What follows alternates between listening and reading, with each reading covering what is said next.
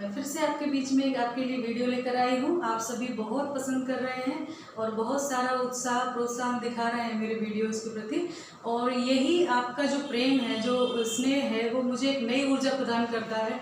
और मैं प्रतिदिन आपके लिए नई नई वीडियो डालती हूँ, जिससे कि आपका जो सिलेबस तेज़ी से पूरा हो, और जो छूट गया है अभी तक जितना होना था उसके अकॉर्डिंग हम लोग बहुत तेज़ी से आगे बढ़ रहे हैं। और बहुत जल्दी जो है सिलेबस को कंप्लीट करा के, चूँकि अभी तो बहुत सारा सिलेबस बाकी है, अभी दूसरी वाली बुक भी आपकी बाकी है, ये जब कंप्लीट हो जाएगा उसके बाद आपको टेस्ट सीरीज शुरू करूँगी। क्वेश्चन कैसे आंसर लिखे जाते हैं, इन सब चीज़ों पे आपको मैं जो है बताऊंगी, टिप्स दूंगी। तब तक सबसे पहले हमारा दायित्व है कि हम पहले सिलेबस पढ़ें, ठीक है। तो आइए स्टार्ट करते हैं। हम अंतर्राष्ट्रीय संगठन पढ़ रहे थे, अध्याय 6, जिसमें हमने पढ़ा कि अंतर्राष्ट्रीय संगठन के अंतर्गत संयुक्त राष्ट्र संघ जो है सबसे बड़ा अंतर्राष्ट्रीय संगठन है, और उसके कौन कौन से अंग हैं, क्या कार्य हैं, और फिर उसमें जो सुधार की मांग की गई थी वो सुधार क्या क्या होने चाहिए, ठीक है। तो 1992 में 1992 में आम सभा में एक प्रस्ताव पारित हुआ था, और ये राय बनी थी प्रक्रिया और ढांचे में सुधार को लेकर। तो उसमें 3 शिकायतें रखी गई थी। वो 3 शिकायतें कौन सी थी? नंबर 1 ये थे कि सुरक्षा परिषद जो है वो अब राजनीतिक वास्तविकताओं की नुमाइंदगी नहीं करती। मतलब जो पहले स्थितियां थी राजनीतिक स्तर की, वो अब नहीं है, वो पूरी तरह से उस राजनीतिक प्रदेश को प्रदर्शित नहीं करती है, ठीक है। दूसरा जो है वो फैसलों पर पश्चिमी देशों की छाप होती है और उनके हितों का संवर्धन। ऑब्वियसली जो सुरक्षा परिषद में 4 देश हैं वो सारे पश्चिमी यूरोपीय राष्ट्र हैं, तो जो भी फैसले होते हैं, जो भी निर्णय होते हैं, वो उन देशों के हितों को लेकर होते हैं, तो उनकी छाप होती है, उनके हितों का, मूल्यों का संवर्धन होता है, ठीक है। बाकी आप देखो बहुत बड़ा क्षेत्र जो है, चाहे लातीनी अमेरिकी देश हो, कैरिबियाई देश हो, अफ्रीकी देश हो, एशियाई देश हो, उनको पर्याप्त जब प्रतिनिधित्व ही नहीं है तो उनके हितों की बात कौन करेगा, ठीक है। अगला जो है सुरक्षा परिषद के बराबर का प्रतिनिधित्व नहीं है। मैंने अभी बताया आपको कि 5 में से 4 स्थायी सदस्य जो यूरोपीय हैं, पश्चिमी राष्ट्र हैं। तो इस तरह से कुछ सबसे बड़ा जो मुद्दा उठा वो इसके ढांचे को लेकर, इसके सुधार को लेकर उठा। तो ये सारी बातें आई। तो 1997 में जो महासचिव थे कोफी अन्नान, उन्होंने जांच शुरू करवाई कि सुधार क्या क्या होना चाहिए, कैसे होना चाहिए। तो ऑब्वियसली प्रक्रिया में सुधार को लेकर बात हुई, और ढांचागत सुधार की जब बात हुई तो बात ये निकली कि सुरक्षा परिषद की जो सदस्य संख्या है वो अब बढ़ाई जानी चाहिए, क्योंकि संयुक्त राष्ट्र 51 कंट्रीज से शुरू हुआ था और वर्तमान में 193 कंट्रीज हैं। तो इनको प्रतिनिधित्व पूरी तरह से मिलना संभव नहीं है इतने कम उन सदस्यों को लेकर। तो जो सदस्यों की बात होती थी कि सुरक्षा परिषद के स्थायी और अस्थायी दोनों सदस्यों की संख्या में बढ़ोतरी की जाए। तो कुछ मापदंड दिए गए थे कि ठीक है सुरक्षा परिषद में बढ़ाना चाहिए सदस्य संख्या, पर उसके मापदंड क्या हो। नया जो राष्ट्र प्रवेश करेगा वो हर कोई तो नहीं कर सकता। ऐसे तो 193 के 193 कहेंगे कि हमको भी आप इसमें बराबर की भागीदारी है, तो ये संभव नहीं है। तो इसके लिए कुछ मापदंड दिए गए हैं और वो मैं आपको बताती हूँ। तो पहला जो है, सबसे पहला है वो बड़ी आर्थिक ताकत हो। इट मीन्स ये जो राष्ट्र है जो उसमें शामिल करा जाएगा, वो सबसे पहले उसको एक बहुत बड़ी अर्थव्यवस्था होना उसकी पहली शर्त है। दूसरा जो है बड़ी सैन्य ताकत हो, यानी उसकी मसल्स पावर भी स्ट्रांग होनी चाहिए, उसके पास अच्छा खासा परमाणु जखीरा होना चाहिए, उसकी सैन्य क्षमता जो है अद्भुत, अप्रतिम और आधुनिक होनी चाहिए, काफ़ी बड़ी और स्ट्रांग सशक्त होनी चाहिए, ठीक है। तो दूसरी ये शर्त। तीसरी है बड़ी आबादी, यानी एक बहुत बड़ी आबादी को रिप्रेजेंट करता हो वो देश, तो उसको शामिल करने के लिए विचार किया जाएगा। और चौथा जो है संयुक्त राष्ट्र के बजट में ज़्यादा से ज़्यादा योगदान हो, यानी एक बहुत बड़ा अमाउंट जो है वो पे करता हो संयुक्त राष्ट्र संघ को, तभी वो उसमें आने के लिए एलिजिबल है, ठीक है। और अगला है मानव अधिकार और लोकतंत्र का सम्मान करने वाला या संवर्धन करने वाला, ठीक है। जो राष्ट्र लोकतंत्र की बहाली जिसमें हो और जो मानव अधिकारों का सम्मान करता हो, उनका संवर्धन करता हो, वो एलिजिबल है इसमें आने के लिए, ठीक है। ये एलिजिबिलिटी क्राइटेरिया उन्होंने सुझाया है पूरा। फिर है छठवां, भूगोल, अर्थव्यवस्था और संस्कृति के लिहाज से विश्व विविधता को प्रदर्शित करता हो, यानी उसकी संस्कृति भी, अर्थव्यवस्था भी, भूगोल भी ऐसा हो कि वो विश्व की विविधता को प्रदर्शित करता हो, यानी पूरे विश्व की झलक जो है उसमें दिखाई दे। और अगला है इन सब चीज़ों को लेकर हम बात करेंगे अभी। ये तो आगे बढ़ेंगे कि ये सब होना चाहिए, होता है कि नहीं होता। और सबसे पहले हम ये देख लें कि जो संयुक्त राष्ट्र संघ में योगदान देने वाले राष्ट्र हैं वो कौन कौन से हैं। ठीक है, तो सबसे फर्स्ट नंबर पे जो है ये मैंने घटते क्रम में लिखे हैं सारे, है ना। तो पहला है अमेरिका, दूसरा जापान, तीसरा जर्मनी, चौथे स्थान पर ब्रिटेन है, 5वें पे फ्रांस है, 6वें पे इटली है, 7वें पे कनाडा है, 8वें पे स्पेन है, 9वें पे चीन है और 10वें पे मैक्सिको है। ये टॉप 10 कंट्रीज हैं जो बड़ा अमाउंट पे करती हैं संयुक्त राष्ट्र संघ के बजट में। और चूंकि अमेरिका का पहला स्थान है इसीलिए अमेरिका की दादागिरी भी चलती है, क्योंकि जो ज़्यादा पैसा देता है, आपने और एग्जाम्पल छोटी जगह पे देख लो, ये तो संयुक्त राष्ट्र संघ है, जो ट्रस्टीशिप होती है, जहाँ ट्रस्ट होते हैं वहाँ जो जितनी मोटी रकम देता है जो मेंबर, उसकी अपने आप आवगत होती है। जब भी कोई प्रोग्राम्स होते हैं तो उसमें उनको आगे आगे सम्मान किया जाता है, सबसे बड़े पद दिया जाता है। जो जितना भुगतान करेगा उसको उतना सम्मान मिलेगा, उतना ताकत मिलेगी, है ना। सभी जगह होता है। तो यहाँ भी वही सिद्धांत लागू है कि अमेरिका एक अच्छी खासी रकम जो है देता है संयुक्त राष्ट्र संघ को, इसीलिए उसकी तूती बोलती है। और वो कितनी भी ऐसी हरकतें करता है पर तब भी संयुक्त राष्ट्र संघ उसको कहीं ना कहीं रोकता नहीं है। आप बात करें इराक में हमले की या और भी जो हमले किए उसमें उसने संयुक्त राष्ट्र संघ की हमेशा अनदेखी की है। कई मामलों में उसने परमिशन लेना जरूरी नहीं समझी और सीधे कार्रवाई कर दी। ठीक है, तो ये अमेरिका चूँकि बड़ा अमाउंट देता है तो उसकी बड़ी बात मानी भी जाती है। ठीक है, उसी के क्रम में फिर बाकी के और देश हैं, तो भारत तो अभी यहाँ कहीं भी नहीं है, टॉप 10 कंट्रीज में नहीं लेगी। अब बातें जो ये हुई हैं ये इतनी सारी कि बड़ी ताकत हो, बड़ी सैन्य व्यवस्था हो, बड़ी आबादी हो, है ना, बड़ा अमाउंट देता हो, मानव अधिकार और लोकतंत्र का समर्थक हो, सांस्कृतिक विविधता हो, आर्थिक विविधता हो, भौगोलिक विविधता हो। ठीक है, तो अब प्रश्न ये उठता है कि क्या कोई एक देश ऐसा होगा। ये तो वो हो गया कि जब किसी अपने लड़के के लिए ना बहू ढूंढने जाते हैं तो कहते हैं सर्वगुण संपन्न होनी चाहिए, उसको खाना भी बनाना आना चाहिए, उसको गाना भी आना चाहिए, उसको नाचना भी आना चाहिए, काम भी करती हो, चुप भी रहे, बोल भी ले, है ना, पढ़ी लिखी भी हो, संस्कारी भी हो। तो ये सारी चीज़ें एक में कैसे मिल सकती हैं। जस्ट ऐसे ही उन्होंने कुछ ऐसे जो कहते हैं ना टिपिकल बहू के लिए जो मापदंड भारतीय संस्कृति में रखे गए हैं, सेम वही उन्होंने यहाँ पर कुछ ऐसे टिपिकल मापदंड रखे हैं जो कोई भी एक देश पूरा करना संभव नहीं है। पूरा करता हो तो पूरा सारी चीज़ें फॉलो करना ये तो पॉसिबल नहीं है। तो इसीलिए शायद इसीलिए आज भी 2020 में भी उसकी जो सुरक्षा परिषद की सदस्य संख्या है उसमें कोई इजाफा नहीं हुआ। ये सारी बातें 1992 में कही गई थी।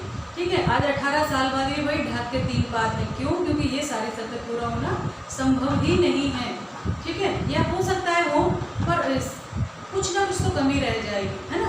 और एक मंशा भी होती है कि मंशा है कि नहीं सामने वाले को शामिल करने की, कोई ना कोई नुक्ताचीनी निकाल के, जैसे होता है ना कि मोटा दहेज नहीं मिला तो बहू को कुछ भी लड़की में नुक्स निकाल के और रिश्ता कैंसिल कर दो, जस्ट वैसे।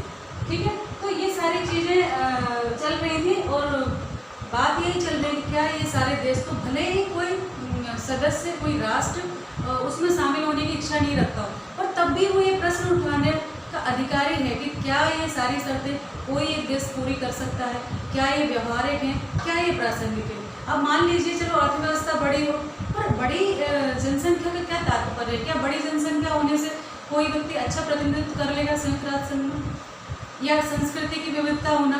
फिर संस्कृति की बात माने तो फिर कितनी संस्कृतियाँ एक देश के अंतर्गत होती हैं। तो ये सारी चीज़ें कुछ विसंगतिपूर्ण जो है बातें हैं जिनको अपरिहार्य भी नहीं है ये। तो इसीलिए शायद आज भी उसके ढांचे में कोई परिवर्तन नहीं हुआ है और जैसा था वैसा बना हुआ है।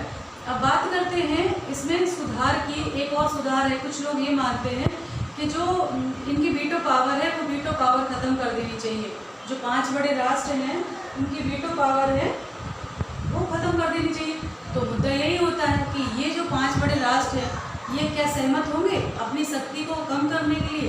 वीटो पावर का अर्थ होता है थोड़ा सा इधर देखें हम, इसको मिटाना पड़ेगा अभी, कि वीटो पावर का यूज जो है कितना इफेक्टिव होता है एक देश के लिए। ये 5 जो राष्ट्र हैं वो इतना दमन क्यों रखते हैं पूरे विश्व में, क्योंकि वो सुरक्षा परिषद के स्थायी सदस्य और स्थायी सदस्यों को अभूतपूर्व शक्ति मिली है ना। जैसे होता था ना पहले ब्रह्मा जी से वरदान मांगते थे और ब्रह्मा जी को सो के उनको पूरे वरदान देते थे तथास्तु। जस्ट ऐसे ही समझो अभी तो कि जो संयुक्त राष्ट्र संघ है वो ब्रह्मा जी की भूमिका निभा रहा है और वो सारे जो है अधिकार प्रदान कर दिए इन देशों को। तो कैसे कर दिया वो मैं भी बताती हूँ। ये जो सुरक्षा परिषद है हमारी, बात मुद्दा पूरा का पूरा ले देंगे सुरक्षा परिषद को लेकर ही है, क्योंकि सुरक्षा परिषद यूएनओ की है एक तरह से, वही सारे काम करती है ना। बाकी सब एजेंसियां तो उसकी पिछलग्गू हैं, वो जैसे ऑर्डर देते हैं वैसे सारे काम करते हैं। तो सुरक्षा परिषद की जो ढांचा है वो है सुरक्षा परिषद की सदस्य संख्या कितनी है हम सबको विदित है, कल से बता रही हूँ आपको। कुल है 15, ठीक है, और जिसमें से 10 अस्थायी सदस्य, 10 अस्थायी सदस्य हैं, ठीक है, और 5 स्थायी सदस्य हैं, ठीक है, 5 स्थायी सदस्य हैं, ठीक है। ये जो 10 अस्थायी सदस्य हैं इनको सामान्य अधिकार प्राप्त है, सामान्य अधिकार।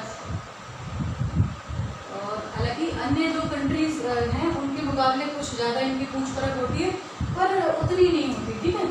तो सामान्य अधिकार है, और इनको 5 जो स्थायी सदस्य हैं उनको क्या है, इनको वीटो पावर प्राप्त है, वीटो पावर। और ये वीटो पावर क्या होता है, ये निषेधात्मक शक्ति है। अक्सर प्रश्न आता है, ये पिछला भी जो सिलेबस था अभी तो बदला है, उसमें भी आता था वीटो पावर क्या है ना। तो वीटो पावर जो है, क्योंकि संयुक्त राष्ट्र संघ को पिछले सिलेबस में भी, पिछली लाइब्रेरी किताब थी उसमें भी था संयुक्त राष्ट्र संघ, तो निषेधाधिकार है वीटो पावर, निषेधाधिकार है, निषेधाधिकार है, ये क्या है, वीटो पावर जो है वो निषेधाधिकार है।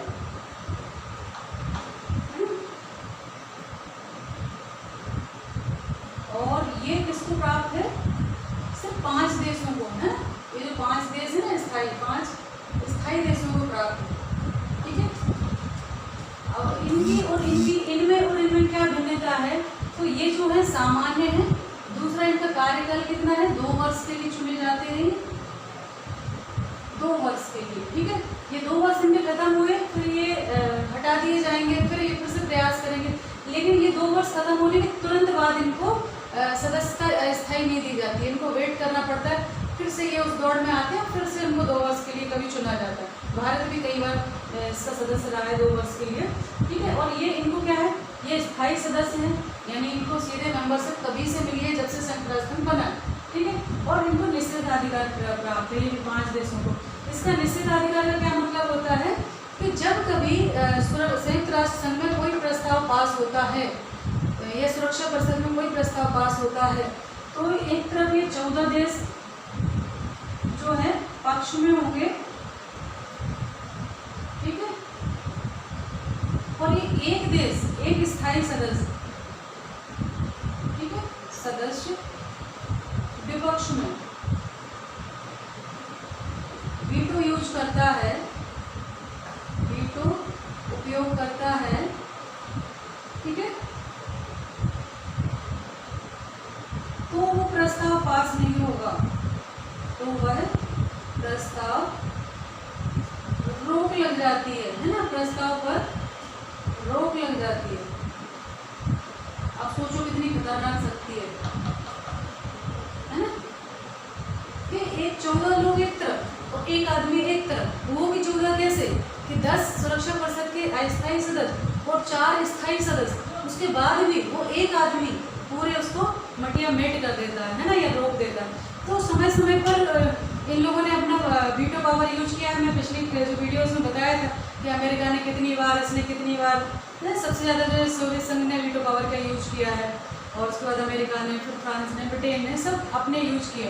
तो जब भी ऐसे मुद्दे आते हैं जहाँ उनको लगता है कि उनके हितों का संवर्धन नहीं हो रहा है, या उनके किसी मित्र राष्ट्र को कुछ नुकसान हो रहा है, तो वो फटाक से वीटो पावर यूज करते हैं। जैसे कि चाइना हमेशा भारत के कोई भी स्थायी सदस्यता की बात होती है तो वीटो पावर यूज कर देता है, नहीं बनने देता। जो सोवियत संघ हमारा मित्र था, जब भी भारत के खिलाफ कोई प्रस्ताव लाया जाता तो वो अपनी वीटो पावर का यूज करके भारत को बचा लेता था, ठीक है। तो ये वीटो पावर है और ये अंतर है इनमें। इसीलिए लोग चाहते हैं कि अब 15 देश और 15 देश भी अलग अलग क्षेत्रों के होते हैं। ये जो 10 देश होते हैं, इन 10 को तो क्षेत्रीय आधार पर महादेशी यानी ऐसा कवर किया जाता है कि सभी सातों जो द्वीप महाद्वीप हैं उनका सबको शामिल किया जाए। लेकिन ये 5 जो है वो तो अकेले यूरोप से ही 4 हैं, ठीक है। तो इस तरह से बैलेंस नहीं है, असंतुलन है, इसीलिए असंतोष है और इसमें सुधार की बात की जाती है। तो ये सारी चीज़ें नहीं, अब बात ये उठती है कि क्या ये कुछ लोग कह रहे हैं कि वीटो पावर इनकी ख़त्म कर देनी चाहिए, सबको बराबरी के अधिकार का जो कहते हैं ना एक सार्वभौमिक एक देश जो होता है संप्रभु देश होता है और बराबर है वो सबके, चाहे वो कितनी भी जनसंख्या में आर्थिक रूप से छोटा हो। तो इस जो अधिकार की बात या सम्मान की बात करते हैं उसमें ये वीटो पावर बाधा पहुंचाता है। लेकिन बात वही है, क्या कोई अपनी शक्ति छोड़ेगा? क्या ये राष्ट्र छोड़ेंगे? अगर छोड़ेंगे तो इनके लिए फिर संयुक्त राष्ट्र का महत्व ही क्या है? इससे अच्छा तो और दूसरे जो संगठन बन रहे हैं जैसे यूरोपीय परिषद है, आसियान है और भी है, उनमें अपना इंटरेस्ट दिखाएंगे, उनको अपना धन देंगे और वहाँ अपना बच्चे से बढ़ाएंगे, ठीक है। तो इस तरह से ये सारा देगा। कल हम उसके आगे और पढ़ेंगे कि संयुक्त राष्ट्र का न्यायाधिकार क्या होना चाहिए, एक द्रव्य व्यवस्था में वो कैसे है, ये सारी चीज़ें। इसके साथ ही ये वीडियो खत्म होता है। आप अपना ध्यान रखिए, पढ़ाई करते रहिए, मैं आपके साथ हूँ। आप अपना पूरा 100% दें, मैं अपना पूरा 100% दूँगी। इसी के साथ नमस्कार।